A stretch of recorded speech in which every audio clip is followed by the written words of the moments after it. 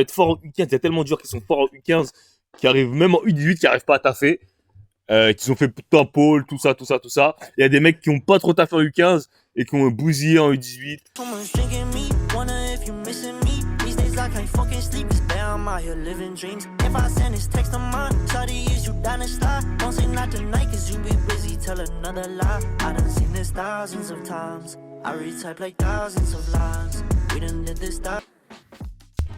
YouTube man, surtout pour une nouvelle vidéo, c'est Mr. Paris, j'espère que vous allez bien.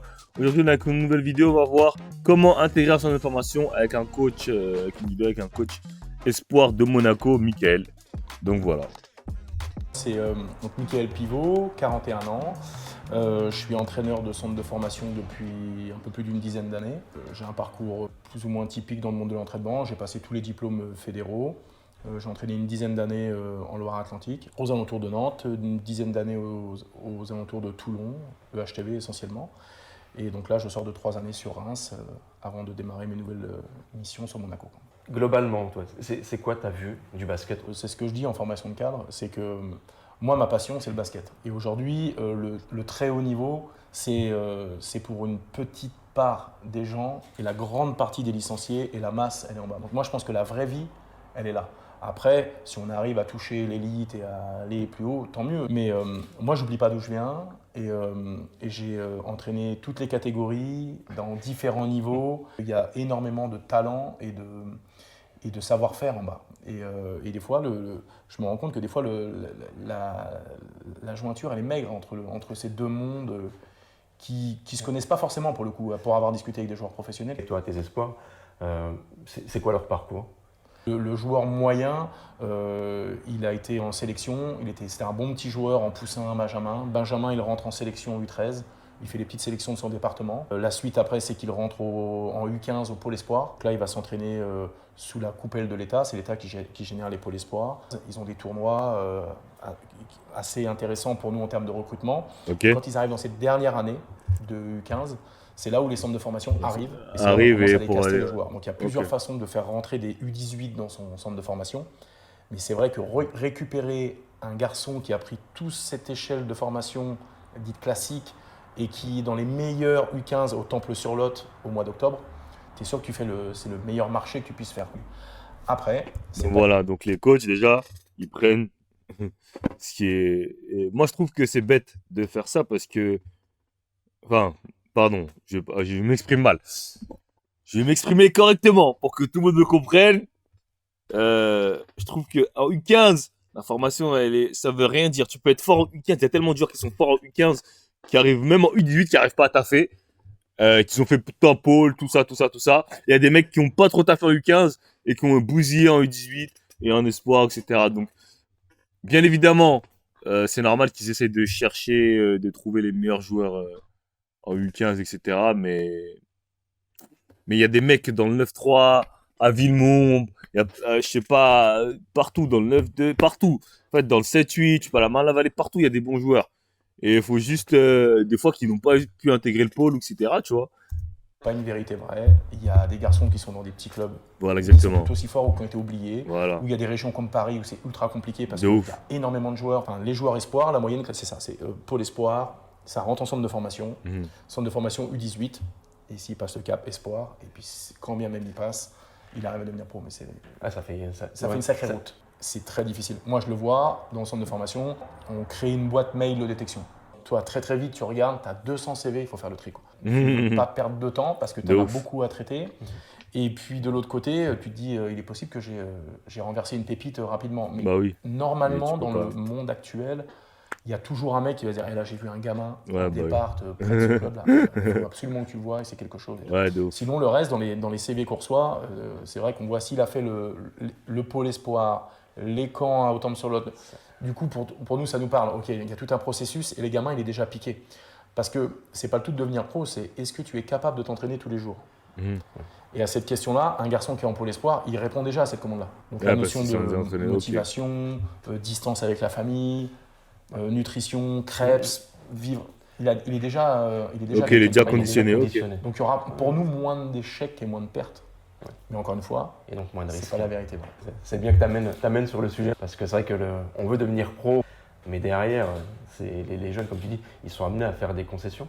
Est-ce que tu as eu des cas Sacrifice compliqués plutôt. ou des Alors, choses à gérer? Il y a eu depuis, on va dire, 5-7 ans, cette nouvelle méthode de travail où quand tu allais en muscu, tu évaluais en muscu ton ressenti, ton plaisir, ta fatigue.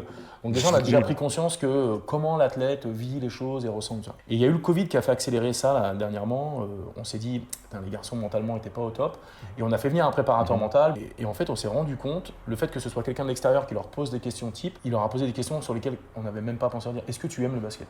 Et là, on a des réponses assez surprenantes. Et c'est vrai que à l'avenir, il y a des questions qui seront très importantes. Ouais, on en revient au souci de l'individu, lui, ce qu'il veut. Quoi. Parce que c'est vrai qu'on a toujours tendance à mettre les gens dans des cases. Hein, c'est exactement ça. Comme tu disais, plaisir, bonheur, faut pas oublier que voilà, c'est ça qui doit t'accompagner tout au long. Que tu deviennes pro ou que tu ailles jouer au meilleur niveau possible, si en prénat tu t'éclates, si en départ tu t'éclates, c'est avant tout l'intérêt du sport. Quoi. Ouais. Quand on dit que le sport c'est la santé, c'est aussi la santé mentale et le bien-être. Déjà, l'aspect mental, comme ils disent. Après, en fait, tout le monde a différentes motivations, moi, je pense, tu vois. Il y a des gens qui jouent au basket juste parce que c'est leur seul moyen de gagner de l'argent. Tu vois, par exemple, moi, je connais des mecs qui jouent en N2, N3. Ils font ça parce qu'ils n'ont pas d'autre taf, tu vois. Ils n'ont pas envie d'aller faire. S'ils font pas ça, ils feront surveillant, ils feront truc, tu vois. Il y a d'autres mecs qui jouent en N3 juste pour se défouler, juste pour perdre du poids, pour être, tu vois, juste parce qu'ils font du basket. Il y en a, ils font ça parce qu'ils kiffent. En pro, même en NBA, t'as la dernière fois Patrick Beverley qui disait dans son podcast que 50% plus de 50% des gars qui sont NBA n'aiment pas le basket, mais t'as des millions. Donc, est-ce que c'est comme si je te dis, toi, t'aimes pas ton travail. Tu vois, il y en a qui aiment pas leur travail, mais ça leur donne à manger, donc ils vont le faire, tu vois. Je sais pas, moi, il y a des gens qui travaillent à Amazon, qui vont porter des cartons, des trucs comme ça. Ça leur plaît peut-être pas forcément, ils auraient aimé peut-être faire un autre métier, mais ils ont pas le choix. Donc, des fois, il y a des gens, c'est ça. Par exemple, quand tu fais 2m10, est-ce que tu vois te faire un autre métier que basketteur? Tu vois ce que je veux dire? Je sais pas, moi, tu vois. Les compétences SCC. Compétence numéro 1 La que taille? Non, je vais rechercher, ce sera le 1 contre 1. D'accord. Ok. Vraiment le 1 contre 1, cette capacité à franchir un joueur. Parce que si tu as cette capacité-là, pour moi, il y a au moins 10 qualités qui découlent derrière. Si tu es plutôt efficace dans le 1 contre 1 et dans le franchissement, c'est qu'il y a la vitesse.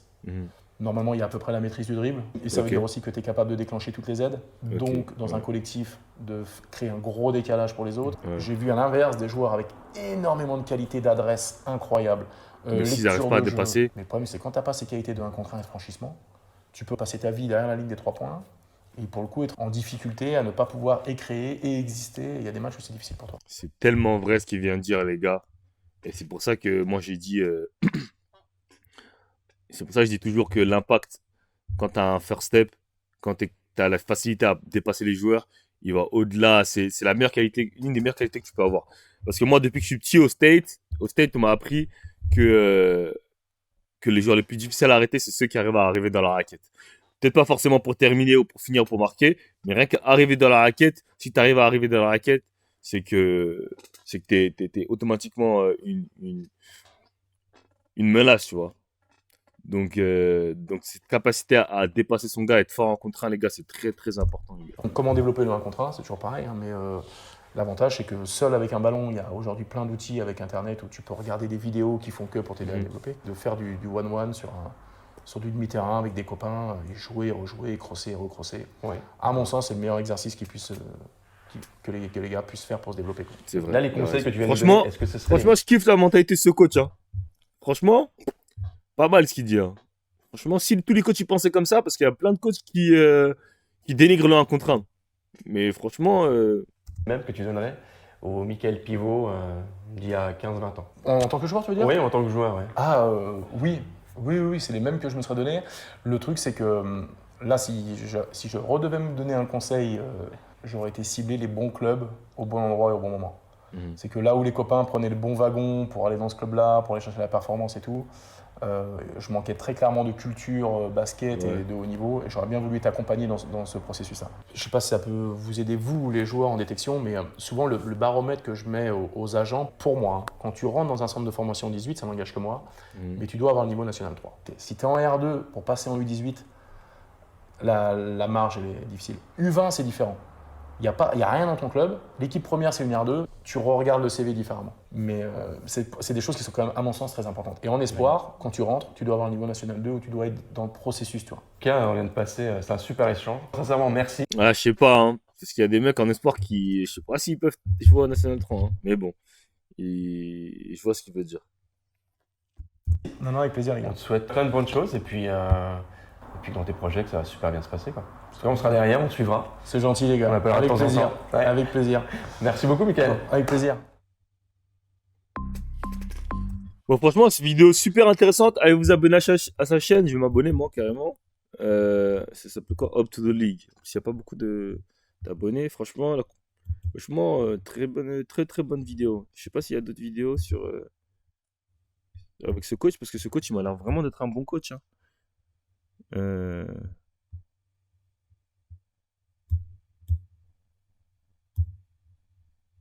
Il n'y a pas d'autres vidéos avec ce coach. Ah, dommage. Mais franchement, lourd, hein. Franchement, très très lourd. Likez, commentez, abonnez-vous les gars. N'hésitez pas à m'envoyer des vidéos en DM si vous voulez que je réagisse. Donc voilà. I'm out.